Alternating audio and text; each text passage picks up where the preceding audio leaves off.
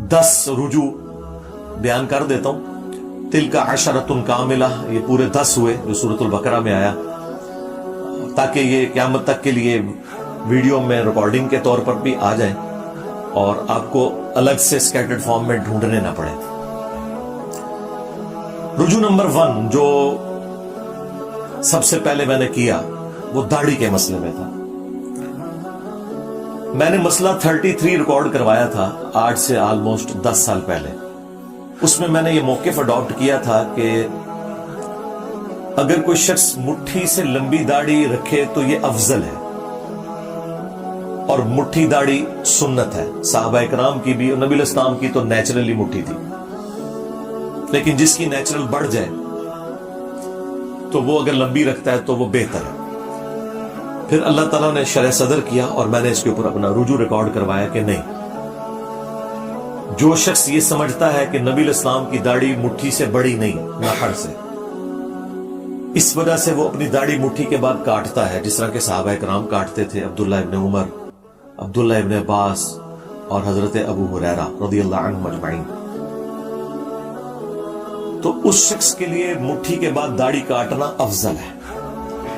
और जो शख्स ये समझता है कि चूंकि नबी इस्लाम की है ही नेचुरल मुट्ठी थी, मेरी नेचुरल जितनी भी होगी मैं उतनी ही रखूंगा और काटूंगा नहीं, तो वो उसके लिए तो अफजल हो सकती है, ओवरऑल उसे अफजल नहीं कह सकते। जिस तरह मैंने दाढ़ी कभी नहीं काटी, जरूरत ही नहीं पड़ी, मुट्ठी से ज्यादा कई बाल है मेरे, तो मेरी नेचुरल इतनी है।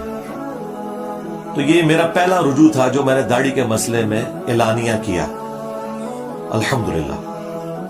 रुजू नंबर 2 वो जहरी नमाजों में क़िरात का इशू था। वो भी ऑलमोस्ट 10 साल पहले मेरा मसला नंबर 84 रिकॉर्ड हुआ था, फातिहा खल्फुल इमाम से मुताल्लिक। उस वक्त भी मैंने रास्ता छोड़ा था। मैंने कहा था कि जो लोग ये समझते हैं ना कि जब इमाम बुलंद आवाज से क़िरात कर रहा है और पीछे मुक्तदी का सुन लेना काफी है, हम उनकी नमाज को भी गलत नहीं कहते, लेकिन हम इमाम के पीछे जहरी नमाजों में भी क़िरात करेंगे, ख्वाब वो वक्फे ना देता हो तब भी। इससे फिर मैंने रुजू किया कि नहीं, जब वो वक्फे देगा, जिस तरह मैं तो देता हूं अल्हम्दुलिल्लाह, मैं तो तीनों जहरी नमाजों में पिछले ऑलमोस्ट 7-8 साल से इमामत करवा रहा हूं, मेरे पीछे सारे पढ़ते हैं। हम तो क़ियामुल लैल में भी वक्फा देते हैं सूरह फातिहा का। लेकिन अगर कोई जहरी नमाजों में वक्फा इमाम नहीं दे रहा तो आपका सुन लेना काफी है। तो ये मैंने इस पे रुजू रिकॉर्ड करवाया और इस पे मेरी कई एक वीडियोस गवाए, मुझे आज बताने की जरूरत नहीं है। रुजू नंबर 3 मैंने किया था रुकू में रकत मिलने के हवाले से, कि रुकू में जो रकत मिलने का इशू है, इसमें तफर्रुद है सिर्फ इमाम बुखारी रहमतुल्लाह अलैह का और चंद अहले हदीस का। अदरवाइज अहले सुन्नत के चारों आइम्मा, इमाम अबू हनीफा, इमाम शाफई, आमद बिन हंबल, इमाम मालिक और अहले तशय्यो भी, ये सब के सब कायल हैं कि रुकू में रकत मिल जाती है। और उस केस में वो क़याम के अंदर जो क़िरात है वो एक्सेप्शन है, अल्लाह ताला ने मुआफी दी हुई है, लेकिन इसकी रूटीन ना बनाई जाए। इसके हवाले से मैंने दलाइल जिक्र किए हैं, वो आप मेरी वीडियो देख लें। न्यू इमाम के पीछे फातिहा का मसला, उसमें मैंने क़िरात का इशू भी डिस्कस किया और रुकू में रकत मिलने का, और ये सहाबा इकराम के फतवों की बुनियाद पे है। अब्दुल्ला इब्न मसूद रज़ियल्लाहु ताला अन्हु के साथ एक बंदा नमाज पढ़ रहा था, तो वो रुकू में मिला और उसने सलाम फेरने के बाद अपनी एक रकत मुकम्मल की, तो इब्न मसूद ने उसे पकड़ के बिठा दिया कि भाई तेरी नमाज मुकम्मल हो चुकी है, रुकू में रकत मिल जाती है। ये सुन कुबरा अल बैहक़ी में, अल मुसन्नफ़ इब्न अबी शैबा में मौजूद है। यानी कोई जाती फतवे नहीं है किसी बड़े आलिम के या मुहद्दिस के या फकीह के, ये सहाबा इकराम का फतवा है। तो मैंने इस पे रुजू किया कि रुकू में रकत मिल जाती है। मुझे तो अल्लाह का शुक्र है इस तकलीफ से गुजरना ही नहीं पड़ता। मैं तो 5 नमाजों में इमामत करता हूँ, और उससे पहले भी मेरी कोशिश होती है कि मैं जमात कायम होने से पहले ही मस्जिद में हूँ, लिहाजा मुझे इस तकलीफ से गुजरना नहीं पड़ता। रुजू नंबर 4 मैंने किया था वो बापा जानी के हवाले से। मेरे एक दोस्त ने मुझे कहा, जी मेरे पास एक वीडियो आई है जिसमें उन्होंने कहा कि अगर आप की चप्पल उल्टी हो जाए, यानी उसका तलवा आसमान की तरफ हो जाए, तो आपने वो चप्पल सीधी नहीं करनी।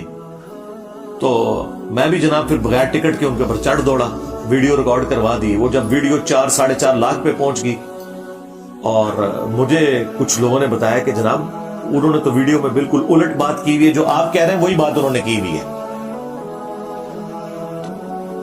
پھر میں نے تو اس دوست کے ساتھ جو تو کی وہ کی. اس کے بعد پھر میں نے نہ اس سے پہلے کوئی واقعہ ایسا رپورٹ ہوا ہے نہ اس کے بعد. جب تک میں خود دیکھ نہ لوں، پوری تسلی نہ کر لوں، میں کوئی رائے قائم نہیں کرتا. اسی لیے میں اپنا ٹویٹر اکاؤنٹ نہیں بناتا کہ بعد میں ٹویٹس جو ہیں وہ جس ملک میں ISPR کے DG کو اپنے ٹویٹس ڈیلیٹ کرنی پڑ جائے تو باقی تو شاہی کوئی نہیں. تو مجھے کیا تکلیف ہے کہ میں ٹویٹر اکاؤنٹ بنا کے تو رجوع ریکارڈ کراتا رہوں. پہلے تھوڑے کٹے میں کھولے انہیں، ایک اور کھول لوا. اس لیے میں بڑی تسلی کے ساتھ معاملات کو دیکھ کے کوئی رائے قائم کرتا ہوں. بہرحال واقعات سے آپ لرن کرتے ہیں. جیسا صحابہ کرام اگر غزوہ احد میں نبی علیہ السلام کی نافرمانی کر کے 70 صحابہ شہید نہ ہوتے، حضور کے داں شہید نہ ہوتے، تو صحابہ کرام کی ٹریننگ کیسے ہونی تھی؟ کل کو رومنز اور پرشینز کے خلاف اس طرح کی حکم عدولی افورڈ ہو سکتی تھی؟ کیا صحابہ سپر پاورز کا مقابلہ کر سکتے تھے اتنے لوز ڈسپلن کے ساتھ؟ اگر وہ غزوہ احد والی غلطی کے بعد اللہ تعالیٰ نے 60 آیات میں انہیں ڈانٹ پلا کے ان کی اصلاح نہ کی ہوتی. تو ان واقعات سے آپ لرن کرتے ہیں. یہ اللہ کی ہمیشہ سنت رہی ہے. پھر میں نے اس کے اوپر وہ ویڈیو بھی ڈیلیٹ کروائی، اس پہ رجوع بھی ریکارڈ کروایا اور معذرت کی میں نے. 5واں جو میرا رجوع تھا وہ 12 ربیع الاول کے روزے سے متعلق. آلموسٹ آج سے میں نے 11 سال پہلے ویڈیو میں کہا تھا کہ 12 ربیع الاول کا آپ روزہ اگر رکھ لیں تو یہ جائز ہے. لیکن پھر بعد میں میری توجہ اس حوالے سے دلوائی گئی کہ سوموار کا روزہ تو ثابت ہے صحیح مسلم میں، نبی علیہ السلام کی پیدائش کی خوشی میں اور قرآن کے نزول کی خوشی میں، لیکن 12 ربیع الاول کا روزہ کہیں پہ رپورٹ نہیں ہوا. تو میں نے اس پہ پھر اپنا رجوع ریکارڈ کروایا تھا کہ 12 ربیع الاول کا روزہ آپ نہیں رکھیں گے. آپ نے میلاد کی خوشی منانی ہے تو صحیح مسلم میں جو آیا فیہ ولدت وفیہ انزل علیہ، اسی دن میں پیدا ہوا اور اسی دن مجھ پہ پہلی وحی نازل ہوئی، آپ پیر کا ہی روزہ رکھیں گے، 12 ربیع الاول کا روزہ نہ رکھیں. رجوع نمبر 6، آلموسٹ 8-9 مہینے پہلے میرے سامنے ایک پرچی آئی، وہ پڑھتے پڑھتے میں اختلاط کا شکار ہو گیا. یہ محدثین کے ہاں ایک ٹرم بولی جاتی ہے کہ دو چیزیں مکس ہو جانا. اگرچہ پڑھا آپ نے کچھ اور ہوتا ہے لیکن آپ کا دماغ کہیں اور گیا ہوتا ہے اس وقت، اس سے ملتی جلتی کسی بات کے ساتھ وہ مکس ہو جاتا ہے. اس کی بہت ساری مثالیں امام بخاری امام مسلم کو بھی اختلاط لگا ہے کئی معاملات میں، اور وہ آج تک کتابوں میں ہے. راویوں کے ناموں میں ان کو اختلاط لگ گیا. بعد کے لوگوں نے بتایا نہیں، امام بخاری نے راوی کا نام غلط لکھ دیا، وہ الگ سے ایک ٹاپک ہے. وہ اختلاط اس طرح ہوا کہ مجھے ایک پرچی کسی نے بھیجی کہ جی وہ زیادہ ہنسنے سے دل مردہ ہو جاتا ہے. تو میں نے اس وقت کہہ دیا کہ یہ تو پاپا جانی نے کہا ہے. اچھا، میرے دماغ میں یہ تھا جو ہمیں بچپن سے پڑھایا جاتا تھا، چونکہ میں بھی دعوت اسلامی میں رہا، کہ جی زیادہ ہنسنے سے قبر میں اندھیرا ہوتا ہے اور مسجد میں دنیاوی باتیں کرنے سے قبر میں اندھیرا ہوتا ہے. یہ ساری وہ جھوٹی روایتیں ہیں جو گھڑی گئی ہیں. لیکن یہ جو الفاظ ہے نا کہ زیادہ ہنسنے سے دل مردہ ہوتا ہے، اس میں بھی جتنی روایتیں وہ کمزور درجے کی ہیں. ایک روایت جامع ترمذی سنن ابن ماجہ میں حسن درجے تک پہنچتی ہے، لیکن بہرحال وہ روایت تو موجود ہے. تو وہ بعد میں مجھے کسی نے پرچی لکھ کے بھیجی کہ جی اس طرح روایت موجود ہے. میں نے جب چیک کی تو میں نے پھر 2-3 مختلف ویڈیوز کے اندر اس کے حوالے سے رجوع ریکارڈ کروایا کہ یہ مجھ سے مس ہینڈلنگ ہوئی، اور وہ اختلاط ہو جاتا ہے کسی بندے کو. رجوع نمبر 7، آج سے آلموسٹ 6 سال پہلے میں نے ایک جو ہماری مجلس چلا کرتی تھی نا، ان مجالس میں نے ایک ویڈیو میں ایک حدیث بیان کی صحیح بخاری کی، سورۃ النساء کی آیت کے کانٹیکسٹ میں، شان نزول کے طور پر. اور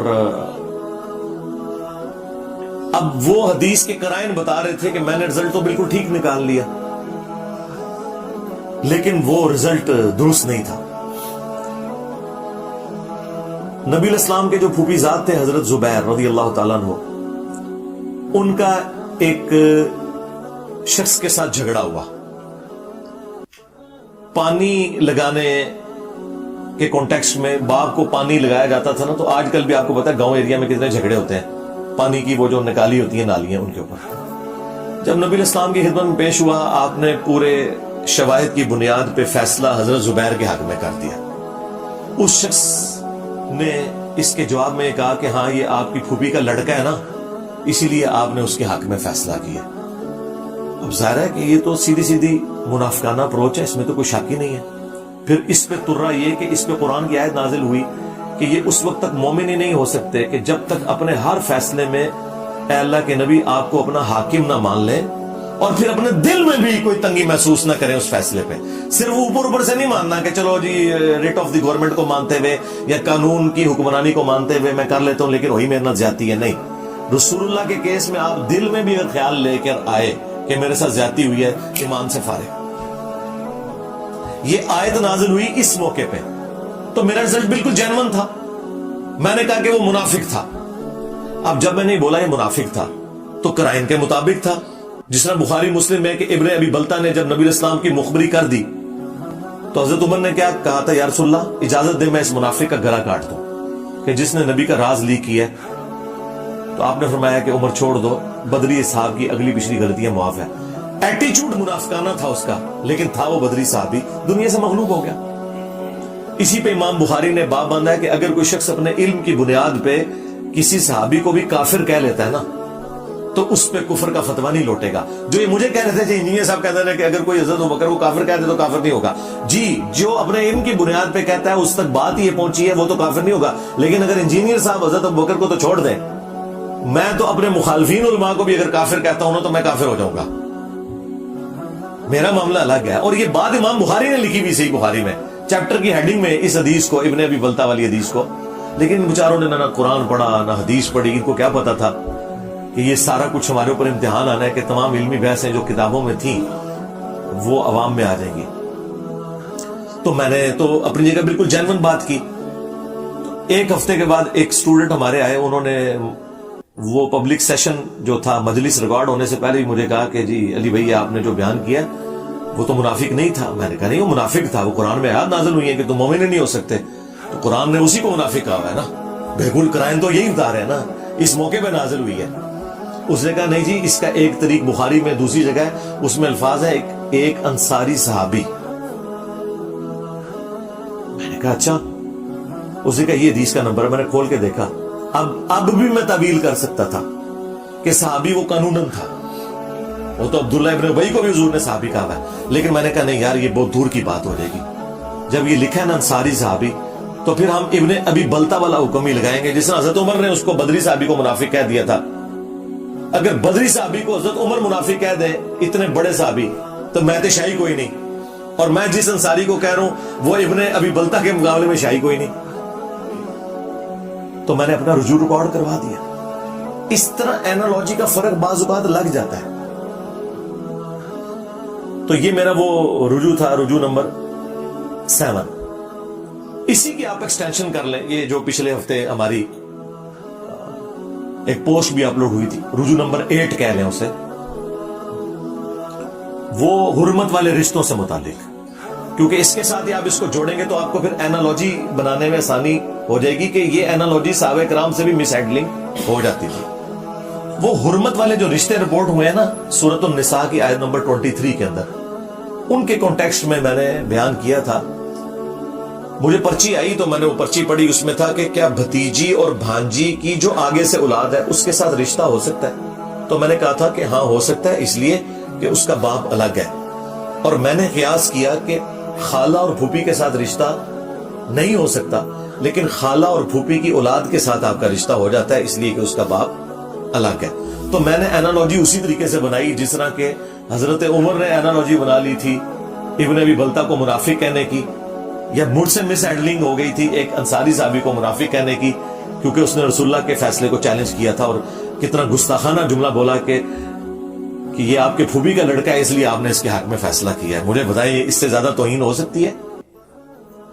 تو میں نے اپنی جگہ وہ اینالوجی بنائی۔ پھر کیا ہوا کہ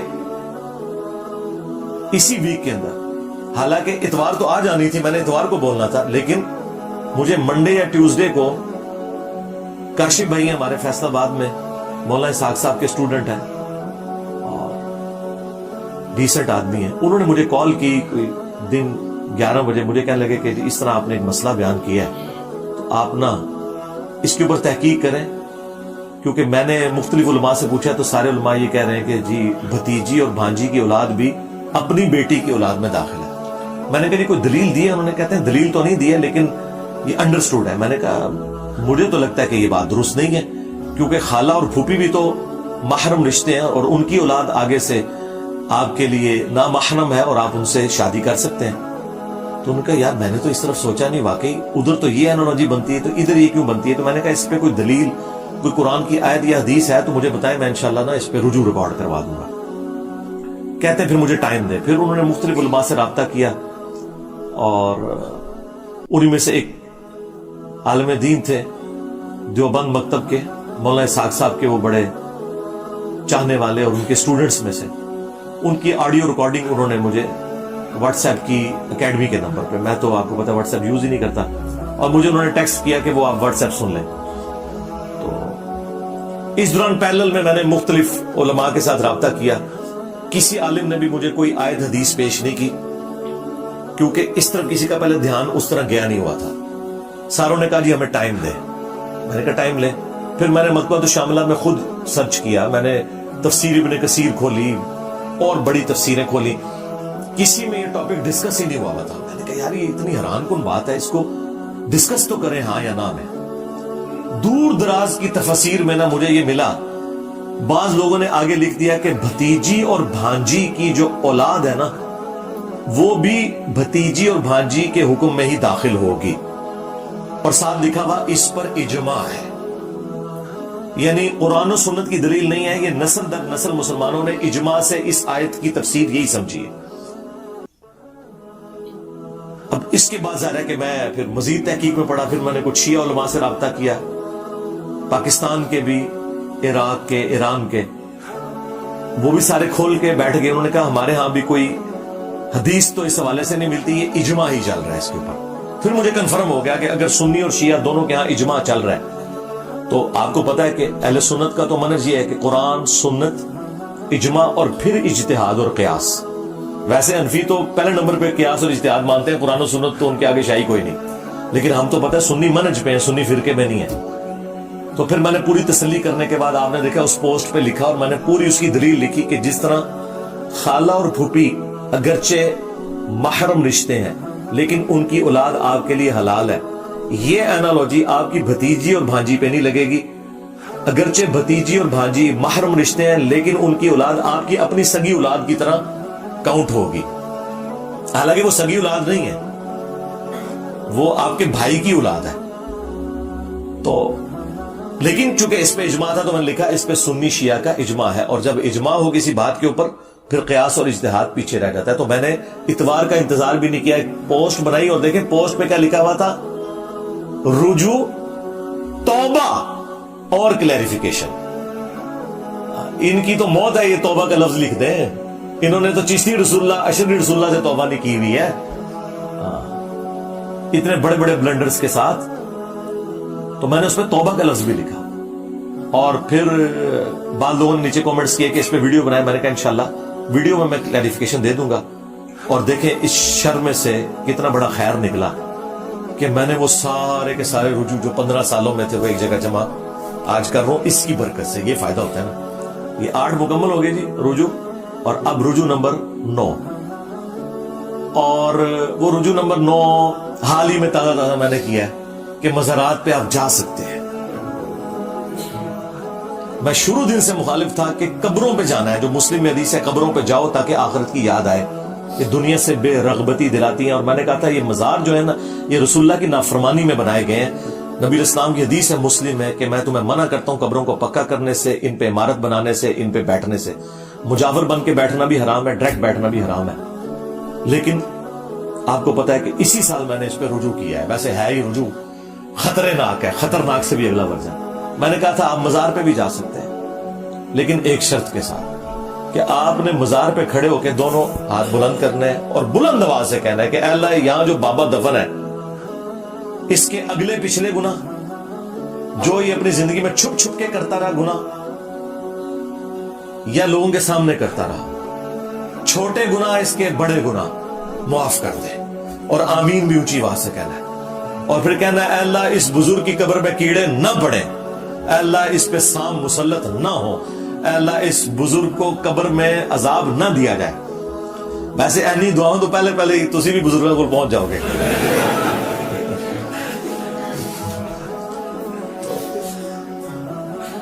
تو ظاہر ہے یہ تو پھر نہ جانے والی بات ہوئی نا. تو اس شرط کے ساتھ میں نے کہا تھا کیونکہ آپ وہاں اعلان حق بلند کرنے کے لیے جا رہے ہوں گے تو آپ جائیں. ویسے قبرستان روزانہ جائیں, لیکن مزارات تو اڈے بنے ہوئے ہیں شرک کے, اڈے بنے ہوئے ہیں رسول اللہ کی نافرمانی کے عز و جل و صلی اللہ علیہ وآلہ وسلم. تو وہاں جانے کی کوئی گنجائش نہیں. اگر جانا ہے تو تبلیغ کے لیے آپ جا سکتے ہیں, جس طرح نبی علیہ السلام بھی مشرکین عرب کے خیموں میں توحید کی دعوت دیتے تھے حج کے موقع کے اوپر, تو وہ آپ جا سکتے ہیں. تو یہ میرا رجوع نمبر 9 تھا. اور رجوع نمبر 10 جو میں نے بڑی مشکل سے کیا, جو میرے لیے بڑی تکلیف دہ چیز تھی, لیکن بہرحال ظاہر ہے کہ جب بہت زیادہ اختلاف کھڑا ہوتا ہے تو پھر آپ کو اس کے اوپر رجوع کرنا پڑتا ہے. وہ آلموسٹ 8 سے 4 سال پہلے میں نے یا 3 سال پہلے کیا, اور وہ تھا حضرت معاویہ رضی اللہ تعالیٰ عنہ کی غلطی کو اجتہادی غلطی کہنا. اس سے میں نے رجوع کیا کہ ان کی غلطی اجتہادی نہیں تھی بلکہ وہ جان بوجھ کر تھی, اور احادیث اور آیات اسی پر گواہ ہے کہ ان کی غلطی کو کسی صورت اجتہادی نہیں کہا جا سکتا.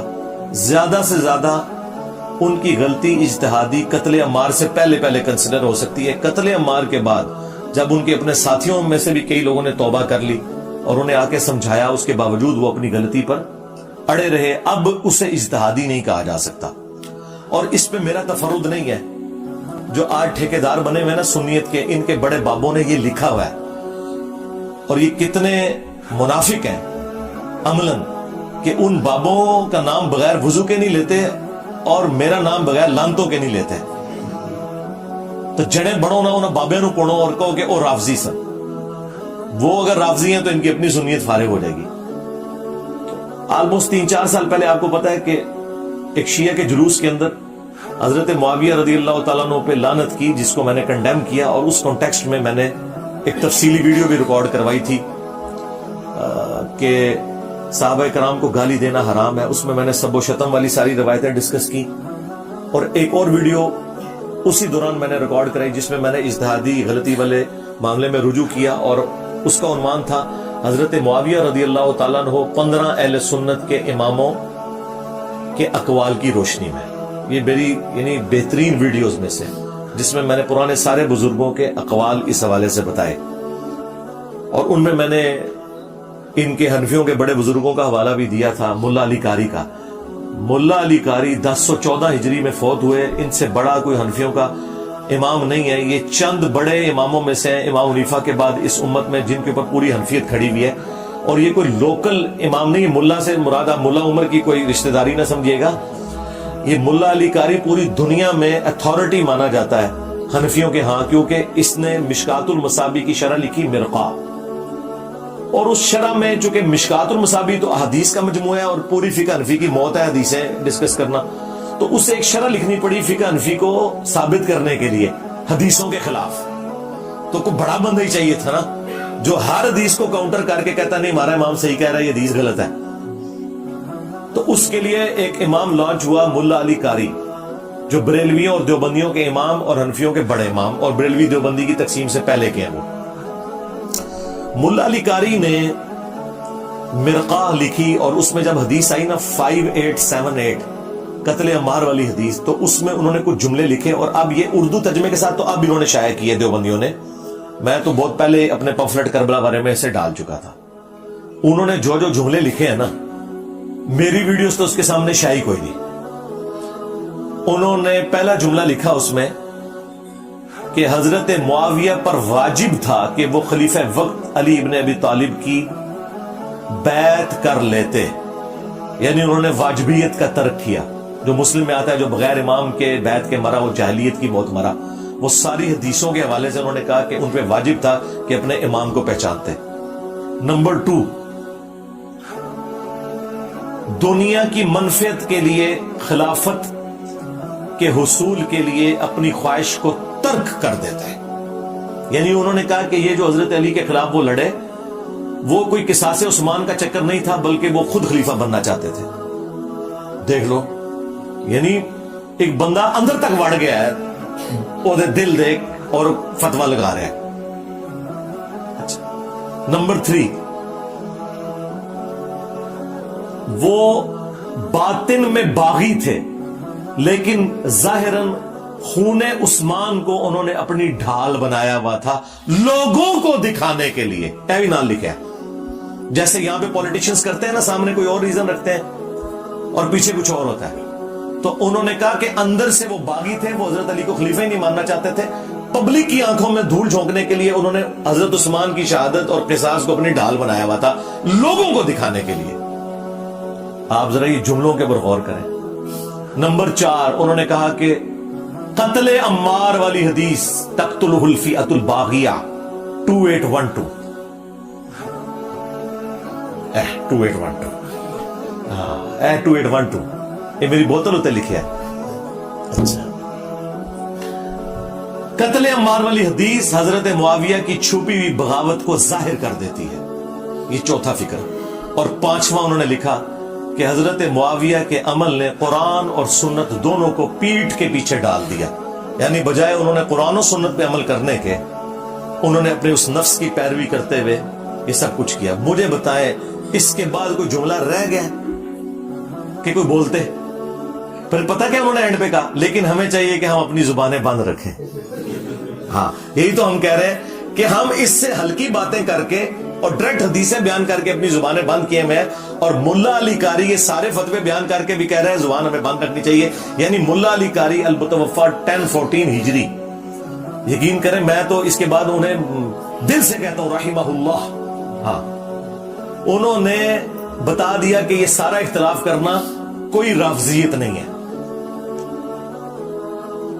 اور دوسرا فتویٰ ملا علی قاری سے بھی بڑے امام جو ان سے بھی پہلے گزرے 855 ہجری میں فوت ہوئے، انہوں نے عمدۃ القاری صحیح بخاری کی شرح لکھی. بدر الدین عینی، ایک ہی زمانے میں دو امام ہیں. ابن حجر اسقلانی نے فتح الباری لکھی، 852 ہجری میں فوت ہوئے، اور 855 ہجری میں 3 سال کے بعد انہی کے زمانے میں تھے فوت ہوئے بدر الدین عینی. انہوں نے بخاری کی شرح لکھی اور انہوں نے بھی وہی کام کیا جو مشکات کی شرح لکھتے ہوئے فقہ حنفی کو ثابت کرنے کے لیے جو مولا علی قاری نے پاپڑ بیلے تھے نا، وہی پاپڑ بخاری کے خلاف بیلے بدر الدین عینی نے اپنی فقہ حنفی کو ثابت کرنے کے لیے، کیونکہ بخاری تو فقہ حنفی کے خلاف ہے.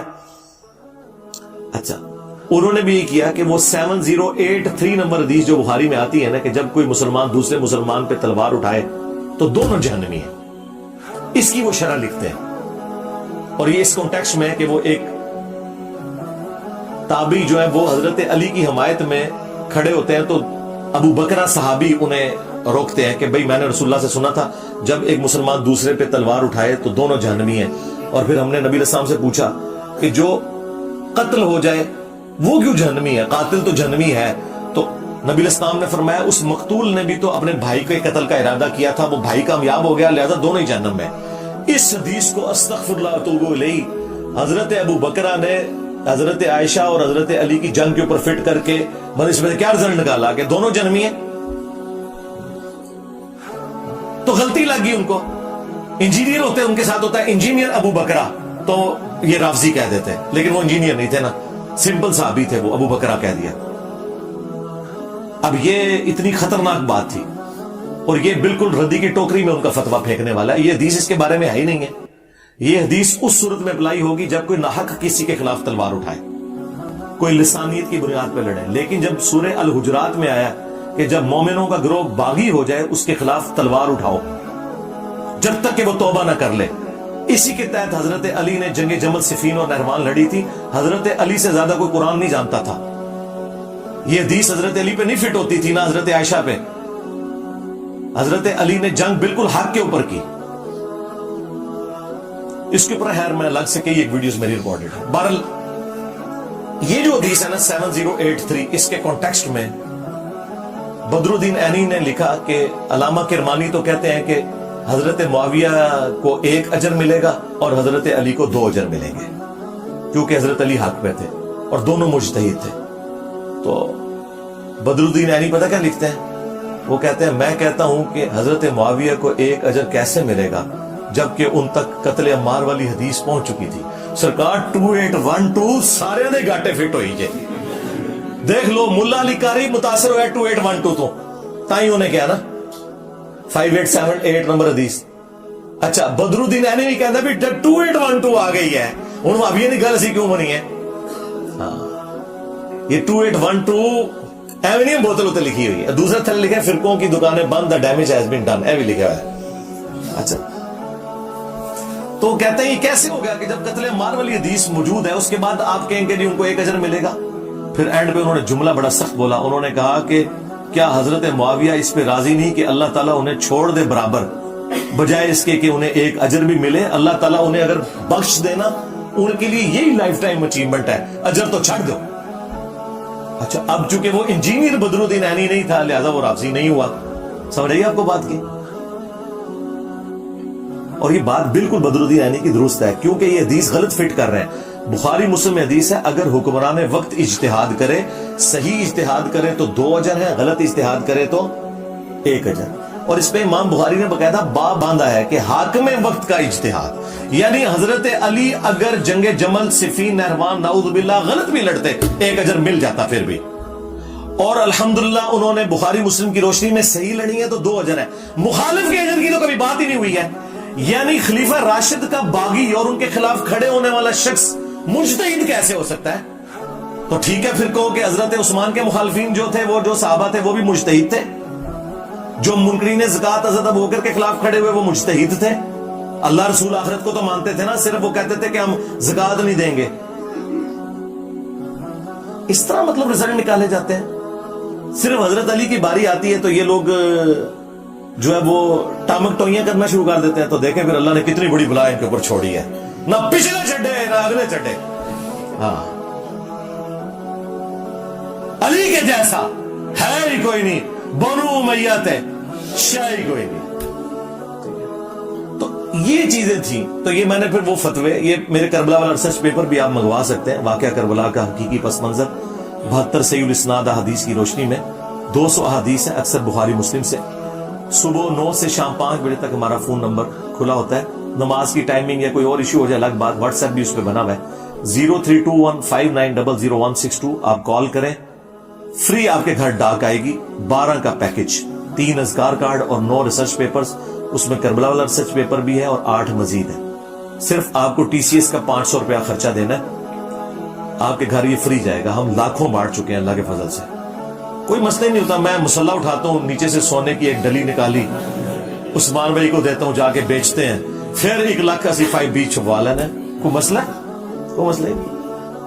तो फ्री जाता है। और यहाँ पे जितने लोग आ रहे हैं पिछले ऑलमोस्ट 10-12 साल से, अल्लाह के फजल से सबको हम रिसर्च पेपर्स फ्री देते हैं। आप लोगों को भी एंड में मिल जाएंगे इंशाअल्लाह ताला।